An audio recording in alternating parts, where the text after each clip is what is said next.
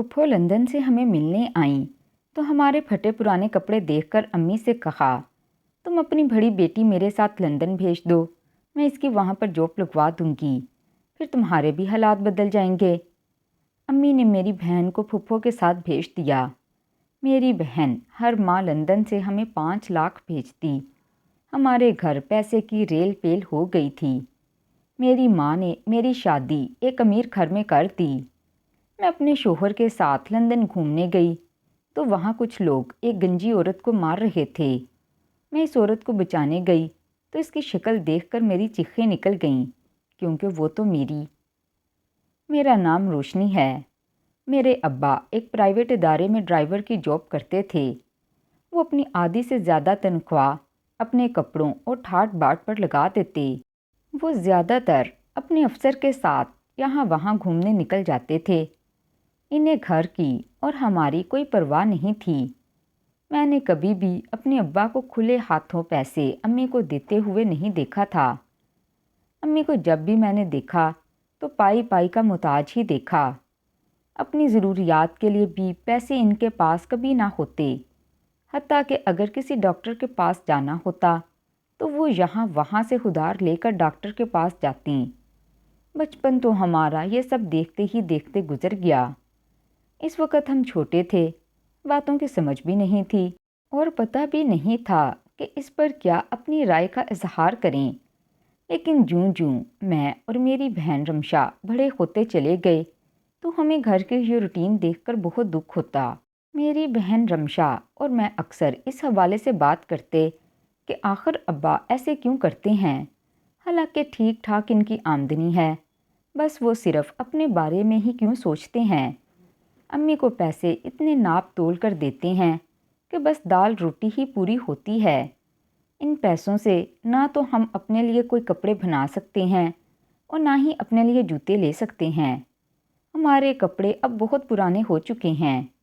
اگر امی کبھی ہمارے لیے ابا سے پیسے مانگنے کی بات کرتیں تو ابا شدید غصے میں آ جاتے اور کہتے کہ پیسے درختوں پر نہیں لگے کہ جہاں سے توڑ کر میں تمہیں دوں۔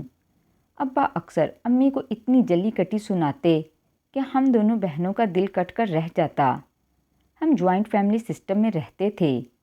میرے تایا میرے ابو سے بھی زیادہ کماتے تھے اور وہ اپنے بچوں پر خوب خرچ کرتے تھے۔ ان کے بچے اچھا کھاتے اور پہنتے تھے۔ ایسے میں ہم دونوں بہنیں احساس محرومی کا شکار ہو جاتیں۔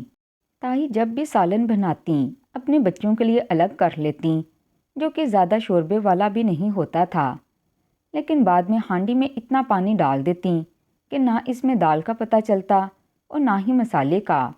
یوں لگتا کہ جیسے ہم گھڑے کا پانی پی رہی ہیں۔ امی نے کئی بار اس بات پر اپنی جٹھانی سے کہا کہ جب ہم نے سالن لینا ہوتا ہے تو آپ اتنا پانی کیوں ڈالتی ہیں؟ تب تائی امی سے لڑنے لگ جاتی کہ تمہارے خاوند مہینے کا جتنا خرچہ مجھے دیتا ہے اس میں یہی سالن بنے گا، اگر کھانا ہے تو کھاؤ، نہیں تو اپنا کچن الگ کر لو۔ امی تو کب سے چاہتی تھیں کہ ہمارا کھانا پینا الگ ہو جائے۔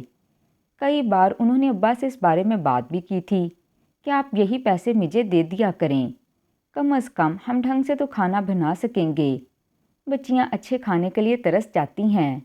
تب ابا ایسے میں امی کو انتہائی حقارت بھری نظروں سے دیکھتے اور کہتے کہ تم میں اتنی قابلیت ہے کہ تم اپنا کچن الگ سے چلا سکو۔ بھابھی انتہائی سمجھدار عورت ہے، وہ پیسوں کی قدر جانتی ہے۔ تب امی حیرت سے ان کی طرف دیکھتی ہی رہ جاتیں۔ ایسے میں اور میری بہن نے ہمیشہ یہی دیکھا کہ تائی امی میرے ابا کو اور بھڑکا دیتی تھیں اور ابا اپنا غصہ امی کو مار کر ہی ٹھنڈا کرتے تھے، اور جو تھوڑا بہت خرچ امی کے ہاتھ پر رکھتے تھے وہ بھی دینا بند کر دیتے۔ میں اور باجی رمشا اکثر امی سے لڑ پڑتی کہ آپ نے ایسے بندے سے شادی ہی کیوں کی جو ہماری ضرورتیں بھی نہیں پوری کر سکتا۔ تب امی مجھے بہت ڈانٹتی اور کہتی کہ اگر تمہاری یہ باتیں تمہاری تائی امی نے سن لیں تو میرا کیا حشر ہوگا، تم جانتی ہی نہیں ہو۔ میری تائی ہر وقت میری امی کو بلا وجہ باتیں سناتی رہتی تھیں۔ ایسے میں مجھے تائی امی پر بہت زیادہ غصہ آتا۔ میں امی کے ساتھ ساتھ ان سے بھی لڑ پڑتی کہ آپ کو تو ابا جیسا خاوند نہیں ملا، اسی لیے آپ کو بڑھ چڑھ کر باتیں کرنے آتی ہیں۔ تب تائی اکثر اپنے ہونٹوں پر ہاتھ رکھ کر حیرانی سے میری طرف دیکھتی اور پھر میری امی کو کہتی، فرخندہ، تم اپنی بیٹیوں کی کیسی تربیت کر رہی ہو؟ ساری زندگی خود بھی ناشکری کرتی رہی اور اب اپنی بیٹیوں کو بھی یہی عمل سکھا رہی ہو۔ تب امی ہمیشہ کی طرح ان کے آگے چپ کر جاتیں۔ اگر امی مزید ان سے جھگڑا کرتیں تو تائی امی نے فوراً شکایت ابا کو لگا دینی ہوتی تھی، اور ابا کی ہمیشہ سے یہ عادت تھی کہ وہ تائی کی باتوں میں آ کر امی کو بے تحاشا مارنا پیٹنا شروع کر دیتے۔ اسی بات پر ہم دونوں بہنیں اپنے باپ سے نفرت کرنے لگی تھیں۔ ہمیں ایسا لگتا تھا جیسے بیٹا نہ پیدا ہونے کی وجہ سے ابا ایسا ہو گئے ہیں، مگر اس سب میں ہم بیٹیوں کا کیا قصور تھا؟ میں اپنی بہن سے پوچھتی کہ کیا ہم ساری زندگی ابا کی نفرتوں کا شکار رہیں گی؟ کیا ہماری زندگیاں یوں ہی سسک سسک کر اور چھوٹی چھوٹی چیزوں کی حسرت میں گزر جائے گی؟ تب باجی میری طرف غور سے دیکھتیں اور کہتیں، تم فکر مت کرو چھوٹی، اللہ نے چاہا تو ایک دن ہمارے دن بھی پھر جائیں گے۔ پھر نہ جانے کیوں اپنی بہن پر مجھے بہت اعتبار تھا، کیونکہ اکثر وہ اپنی پاکٹ منی سے مجھے کتنی ہی بار میری پسند کی چیزیں لے کر دے چکی تھی۔ وہ چیزیں ہوتی تو بہت ہی معمولی نوعیت کی تھیں، لیکن میرے لیے بہت بڑی تھیں، جیسے کہ باربی ڈول، جس کی فرمائش کرتے کرتے میری زبان تالو سے جا لگی تھی۔ مگر ابا نے میری یہ فرمائش انتہائی بے دردی کے ساتھ رد کر دی اور کہا کہ تمہاری کوئی عمر ہے گڑیا سے کھیلنے والی، اب تم بڑی ہو گئی ہو۔ اس دن میں پوری رات نہ سو سکی، کیونکہ ویسی ہی ایک گڑیا میری تائی کی بیٹی کے پاس تھی جو مجھ سے عمر میں بڑی تھی، لیکن مصیبت یہ تھی کہ وہ اپنی گڑیا کو مجھے ہاتھ نہیں لگانے دیتی تھی۔ اور پھر ایک دن جب میں نے دیکھ لیا کہ میری یہ فرمائش کسی طور پر بھی پوری نہیں ہو سکتی، تو میں نے اپنی تائی کی بیٹی کی گڑیا کو چرا لیا، اور یہ میری زندگی کی پہلی چوری تھی جو میں نے اپنے ہی گھر میں کی تھی، اور مجھے یہ چوری کرتے ہوئے کسی قسم کی کوئی شرمندگی نہیں ہو رہی تھی۔ تائی کی بیٹی کو جب اپنی گڑیا نہ ملی تو اس نے پورے گھر میں ہنگامہ بھرپا کر دیا، رو رو کے پورا گھر سر پر اٹھا لیا اور مجھ پر الزام لگا دیا کہ اس کی گڑیا میں نے چرائی ہے۔ تائی نے بھی اس کی تائید کرتے ہوئے کہا کہ یہ تو ہے ہی چورنی، اب اگر ان کی فرمائشیں پوری نہیں ہوتیں تو یہ اپنے ہی گھر میں ڈاکہ ڈالیں گی۔ تائی کی بات سن کر امی رو پڑیں اور کہنے لگیں کہ کچھ تو خدا کا خوف کریں بھابھی، آپ کی بیٹیوں میں اور میری بیٹیوں میں کیا فرق ہے؟ تب ایک دم سے تائی بولی، یہی فرق ہے کہ میری بیٹیوں نے کبھی کوئی چوری نہیں کی، اور تمہاری بیٹیوں نے تو آج ریکارڈ قائم کر دیا ہے۔ چھوٹی چھوٹی چیزیں گھر کے اندر سے غائب ہو رہی ہیں۔ تم نے اپنی بیٹیوں کی بہت ہی غلط تربیت کر ڈالی ہے۔ اب اگر یہ بات تمہارے خاوند کو پتہ چل جائے تو وہ ان کا گلا دبا دے گا۔ زندگی میں پہلی بار مجھے 100 روپے والی گڑیا پر اتنی باتیں سننے کو ملیں۔ امی بولیں، اگر میری بیٹی روشنی نے آپ کی بیٹی کی گڑیا لے لی ہے تو کھیل کر واپس کر دے گی، لیکن کم از کم اس گھر کی بڑی ہونے کے ناطے آپ کو ایسی باتیں زیب نہیں دیتیں۔ باجی پہلی بار میرے حق کے لیے بولیں تو میں باجی کا منہ دیکھتی رہ گئی۔ میری وجہ سے امی اور باجی یہ جانتے ہوئے بھی کہ گڑیا میرے پاس ہے، میرے دفاع کرنے کی کوشش کرتی رہیں۔ اس بات نے مجھے اور رلا ڈالا، اور میں نے چپکے سے وہ گڑیا رات کو تائی امی کے کمرے میں رکھ آئی، کیونکہ میں مزید اپنی ماں اور بہن کو کھٹیرے میں کھڑا کرنے کا حوصلہ نہیں رکھ رہی تھی۔ اور پھر میں نے اس کے بعد کبھی کوئی چیز نہیں چرائی، کیونکہ میں نہیں چاہتی تھی کہ میری وجہ سے میری ماں اور بہن کی آنکھوں میں بے بسی کے آنسو آ جائیں۔ رمشا باجی نے جب میٹرک کیا تو انہوں نے جاب کرنے کی ٹھانی، اور اس مقصد کے لیے انہوں نے ایک شاپ پر سیلز مین کی جاب شروع کر دی۔ امی باجی کے جاب کرنے والے فیصلے پر بالکل بھی راضی نہیں تھیں، کیونکہ وہ جانتی تھیں کہ اگر ابا کو پتہ چل گیا تو وہ کبھی بھی انہیں جاب کرنے کی اجازت نہیں دیں گے۔ اور پھر یوں ہی ابا کو باجی کی نوکری کا پتہ چلا تو انہوں نے پہلے تو امی کو مارا اور اس کے بعد باجی پر بھی ہاتھ اٹھایا۔ اس روز نہ جانے مجھ میں کہاں سے اتنی ہمت آ گئی کہ میں نے آگے بڑھ کر ابا کا ہاتھ روک لیا اور انتہائی سخت لہجے میں ان سے کہا کہ اب ہم بچے نہیں رہے، اگر آپ کو باجی کی نوکری بری لگتی ہے تو نکالیے ہمارا خرچہ، تاکہ ہم بھی ڈھنگ سے انسانوں کے حلیے میں جی سکیں؟ کبھی آپ نے سوچا ہے کہ آپ کی بیٹیاں جوان ہو گئی ہیں اور وہ پرانے اور پھٹے ہوئے کپڑے پہنتی ہیں؟ ہم باہر نکلتی ہیں تو دنیا والے کس نگاہ سے دیکھتے ہیں؟ میں یہ کہتے ہوئے رو پڑی کہ ہمارے پاس تو ہمارا وجود چھپانے کے لیے بھی کپڑے نہیں ہوتے۔ ابا میری باتیں سن کر ہکا بھکا رہ گئے اور مجھے اور میری ماں کو برا بھلا کہتے ہوئے کمرے سے چلے گئے۔ اس کے بعد طئی امی نے اپنا پروپیگنڈا شروع کر دیا۔ ہر ملنے والی خاتون کو مرچ مسالے لگا کر ہماری عیب جوئی کرتیں اور کہتیں کہ اس کی بیٹیاں بہت ہی آزاد خیال اور آوارہ ہیں، اب یہ باہر نوکری کے لیے بھی منہ مار رہی ہیں۔ سننے والی عورتیں بھی ایسی ہی چٹ پٹی خبروں کے لیے ہمارے گھر آتی تھیں اور دانتوں میں انگلیاں دبا کر ہماری طرف طنزیہ نظروں سے دیکھتی رہتیں۔ خاندان میں کوئی بھی گھر ایسا نہ بچا جہاں پر ہماری برائیاں تائی کے توسط سے نہ پہنچی ہوں۔ تب امی یہ باتیں سن سن کر رو پڑتیں اور اکثر باجی کو ڈانٹتیں کہ یہ سب تمہاری وجہ سے ہوا ہے۔ جن چند گھروں سے یہ امید تھی کہ تمہارا رشتہ آ جائے گا، اب مجھے نہیں لگتا کہ کوئی بھی ہم سے رشتہ داری کرنا چاہے گا۔ تمہاری تائی نے تو ہمیں بدنام کرنے کا کوئی بھی موقع نہیں گنوایا، اب کیا ہوگا؟ ایسے میں باجی امی کو حوصلہ دیتی کہ میرا رشتہ جہاں ہونا ہوگا ہو جائے گا، آپ کو اتنا فکر مند ہونے کی ضرورت نہیں، جسے ہمارے بارے میں جو سوچنا ہے سوچتا رہے، ہم لوگوں کی سوچ پر پابندی تو نہیں لگا سکتے۔ تب امی چپ ہو جاتی، لیکن مجھے پتا تھا کہ وہ اندر ہی اندر باجی کے لیے رشتہ ڈھونڈ رہی تھیں، کیونکہ ہمارے خاندان میں لڑکیوں کی جلد شادیاں ہو جاتی تھیں۔ تائی کی بیٹیوں کے رشتے بھی طے ہو چکے تھے۔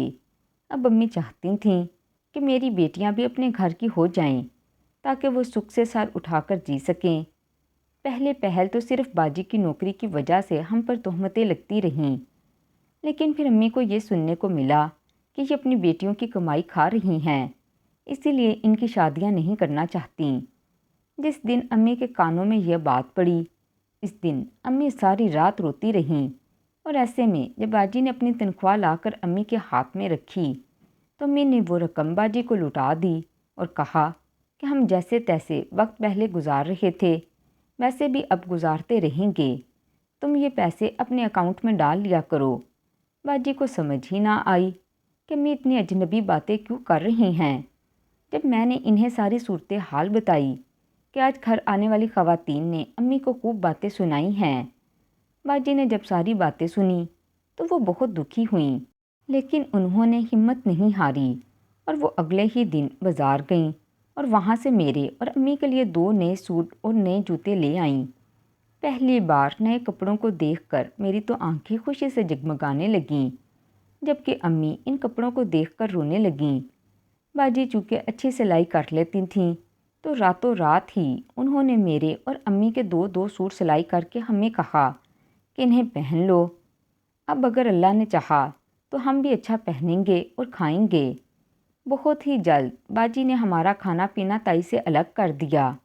آہستہ آہستہ گھر کے حالات بدلتے جا رہے تھے، لیکن آمدنی اتنی زیادہ نہیں تھی کہ جس میں باجی مجھے آگے پڑھا سکتی، کیونکہ میں نے اب میٹرک کر لیا تھا اور باجی کی طرح میں بھی جاب کرنا چاہتی تھی، لیکن باجی نے مجھے جاب نہ کرنے دی اور کہا کہ میں پرائیویٹ ہی ایف اے کر لوں اور اپنی تعلیم پر فوکس دوں۔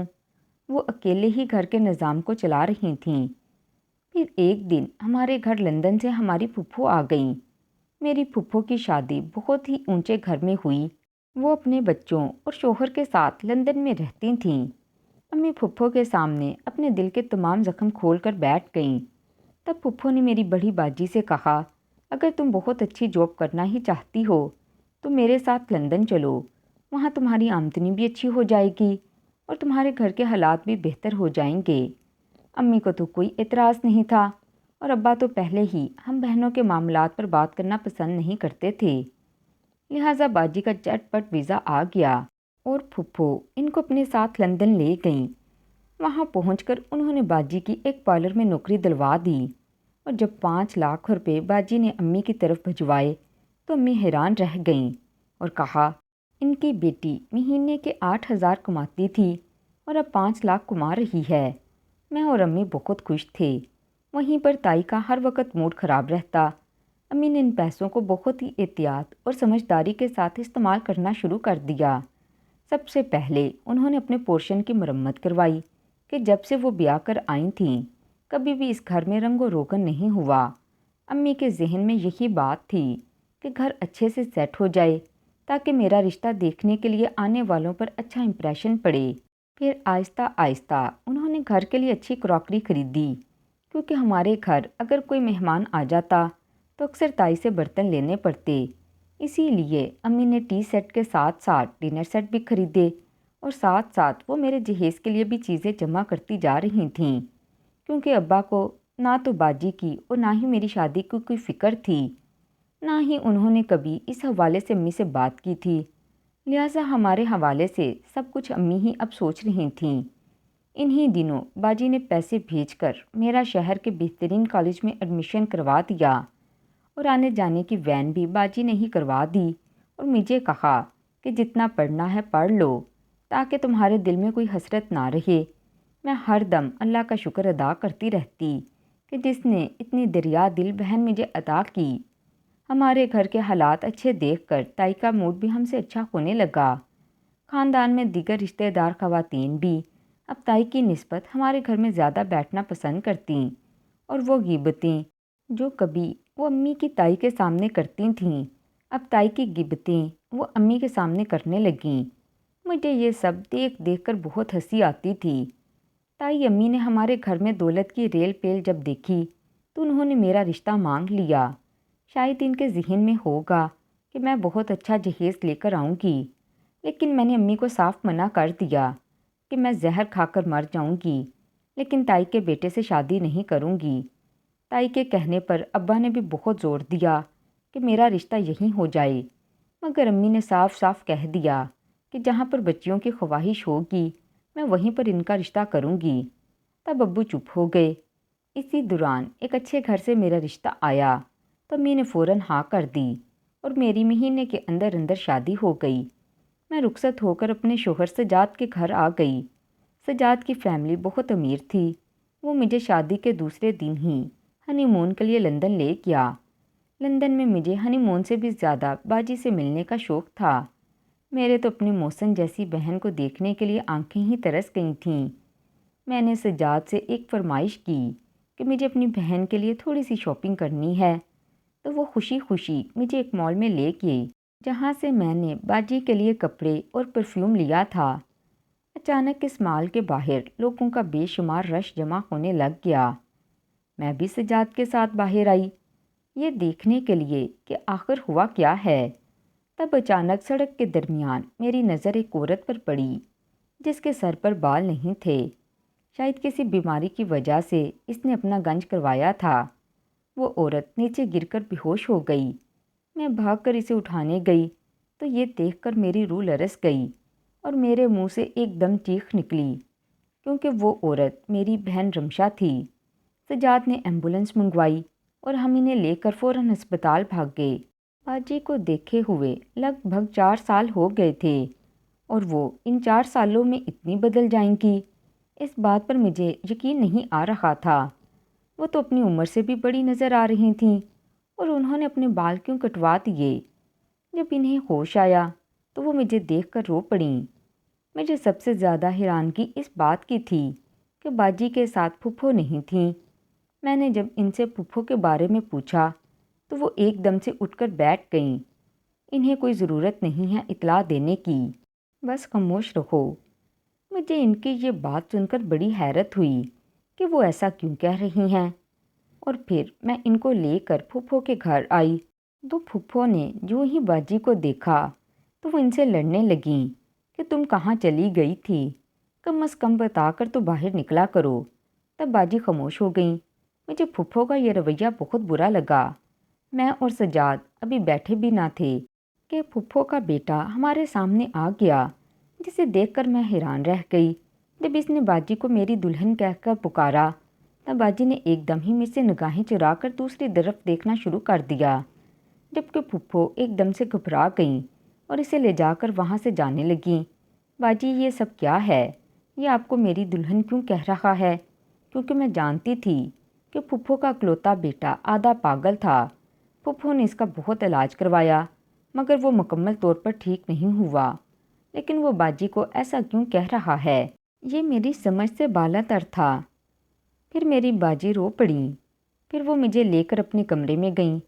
यूं ही उन्होंने मुझे इस बारे में बताया तो मेरा दिमाग चकरा गया। फुफ्फो ने बाजी की शादी अपने बेटे के साथ करवा दी। फुफ्फो और बाजी के दरमियान एक माहिदा हुआ कि अगर वो इनके बेटे से निकाह काट लेती हैं तो वो इन्हें अपने साथ लंदन भी ले जाएंगी और हर महीने 5 लाख भी देंगी। बाजी चुपचाप हमारी खुशियों की खातिर खुद को कुर्बान कर बैठीं। बाजी को कोई बीमारी नहीं थी, बस इनके शोहर हर माह अपने बाल कटवाते थे और फिर वो ज़िद करते कि इनकी दुल्हन भी अपने बाल कटवाए। इसीलिए बाजी इसको खुश रखने के लिए अपने बाल कटवा देती। मैं ये सोच सोच कर नदामत के घड़े में गिरती चली जा रही थी कि बाजी ने हमारी खातिर अपनी ज़िंदगी की सब खुशियों को दांव पर लगा दिया। जब मैंने ये बात अपने शोहर सजाद को बताई तो इनका दिल भी दुखी हो गया। मुझे ये बात बताते हुए बहुत खुशी होती है जब सजाद ने बाजी को कहा कि हम तुम्हारा पूरा साथ देंगे, बस तुम अपने शोहर से खुला ले लो। मैं वादा करता हूँ मैं अपने ख़ानदान में कोई अच्छा रिश्ता ढूंढकर तुम्हारी शादी करवा दूँगा और किसी को तुम्हारे माजी के बारे में कुछ नहीं बताऊँगा। बाजी ने हमारी ये बात मान ली और अपने शोहर से तलाक लेकर वो हमारे साथ पाकिस्तान आ गई। वादे के मुताबिक 6 माह बाद सजाद ने अपने कज़न अकील से बाजी की शादी करवा दी।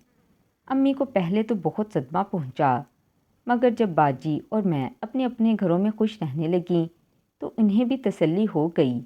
आज हम बहनें अपने घर और अम्मी अपने घर में खुशी खुशी रह रही हैं। तो नाज़रीन, कैसी लगी आज की कहानी कमेंट बॉक्स में लाजमी बताइएगा। कहानी पसंद आई हो तो वीडियो को लाइक और चैनल को सब्सक्राइब कर दें। मिलती हूँ अगली वीडियो में। अल्लाह हाफिज़।